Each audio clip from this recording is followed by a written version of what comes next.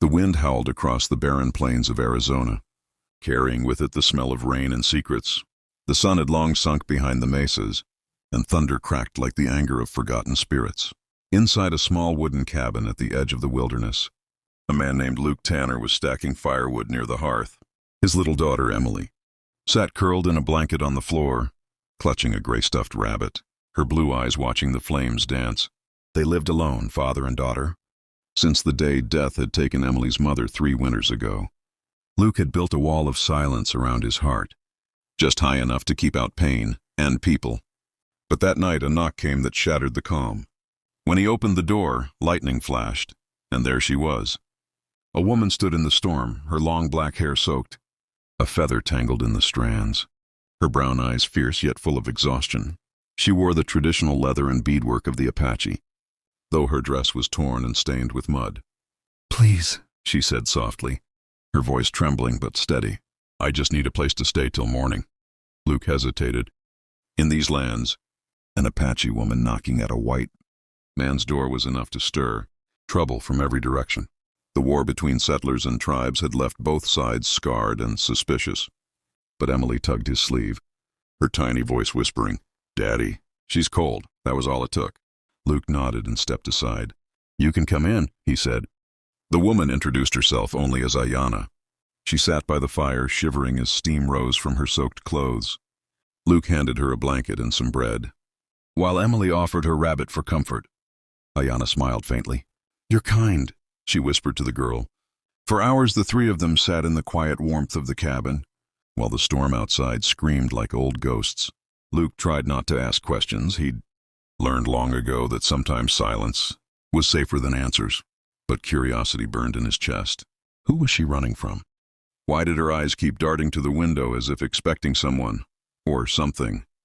When Emily fell asleep, Luke finally asked, "You're not just passing through, are you?" Ayanna's hands tightened around the cup of tea. "I was being hunted," she said, voice low. "Men who wear your people's coats but not your honor. They raided my village 2 nights ago. They took my brother." Luke felt a chill that had nothing to do with the cold. He'd heard rumors of bounty hunters and soldiers who chased Apache for sport. "I won't ask you to stay," he said after a long pause, "but you'll be safe here tonight." She nodded, her eyes glistening in the firelight. As dawn broke, Luke woke to find Ayanna standing outside, the morning sun painting her silhouette gold. She looked stronger now, calmer. "Thank you," she said softly, "for believing a stranger." Before he could reply, she placed a small turquoise stone in his hand. "For your kindness." Then she was gone, walking across the prairie into the rising sun. Luke watched until she disappeared over the ridge. That morning, as Emily helped her father prepare breakfast, she asked, "Will she come back, Daddy?" Luke smiled faintly. "I don't think so, sweetheart." But deep inside, something told him the storm hadn't passed. It had only just begun. If you're loving this story so far, make sure to hit that subscribe button and turn on the bell icon, because the next chapter will leave you speechless. 3 days later, the silence of the plains was broken by hoofbeats. Dust rose in the distance as a group of riders approached the Tanner cabin. Luke stepped outside, hand on his rifle, heart pounding. The man leading them wore a military coat and a cruel smirk. "Morning," he called. "We're looking for an Apache fugitive, said to be hiding somewhere around these parts. You seen anything unusual?" Luke's gut twisted. He remembered Ayanna's eyes, filled with fear but not guilt. He forced his voice steady. "Just me and my little girl here." "Haven't seen anyone." The soldier scanned him coldly, then motioned his men onward. "If you do, you'll want to tell us. There's a reward for the capture. Or the body." Luke said nothing until they disappeared into the horizon. That night, as Emily slept, Luke sat turning the turquoise stone over in his hand. Something about it felt sacred, etched with symbols that seemed to glow faintly. In the firelight, he thought of Ayanna's trembling hands and the way she had stared at the door before leaving. Why had she trusted him? And what truth was she hiding? At dawn, he saddled his horse and rode toward the canyon where he'd last seen her trail. The tracks were faint but visible, leading into a valley shadowed by red cliffs. There by the stream he found her. Ayanna was kneeling beside a young boy who looked barely 13, his leg bandaged in a strip of cloth. Relief flooded her face when she saw Luke, but she said nothing. "You found him," Luke whispered. She nodded. They came for us because we refused to leave our land. He's all I have left. Her voice broke. Your soldiers call me a fugitive, but I only fight for what was ours. Before Luke could reply, the thunder of hooves echoed again. Soldiers. Without a word, Luke lifted his rifle and moved between Ayanna and the approaching riders. Go! He shouted. She hesitated, tears streaking her face. Why would you risk your life for me? Luke's answer was simple. Because no one should lose their family again.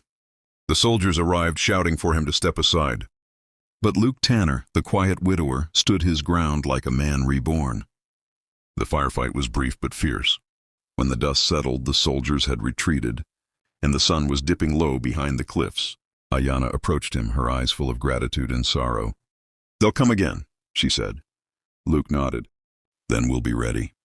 That night, under the blanket of stars, Ayanna told him the truth he'd never expected.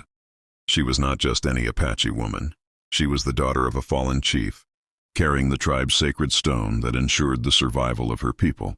The turquoise she'd left behind at his cabin was no mere token. It was a symbol of alliance, a bond between her tribe and whoever protected them in times of darkness. Luke stared at the glowing gem and finally understood. The truth she'd been hiding was not her fear, but her legacy. Months passed, and the bond between them grew unspoken but deep. Luke helped Ayanna and her people find refuge beyond the river, away from those who hunted them. Emily adored her like family, and for the first time since his wife's death, Luke felt something he thought he'd lost forever, hope. The cabin that once echoed with loneliness now brimmed with laughter and light. As the final rays of sunset kissed the horizon, Ayanna looked at Luke and whispered, Sometimes, the people who shelter us for one night are the ones who change our destiny. Forever. Luke smiled, watching Emily run across the field, her laughter mixing with the soft wind. Maybe that's how the Creator writes his stories, he said quietly. One act of kindness,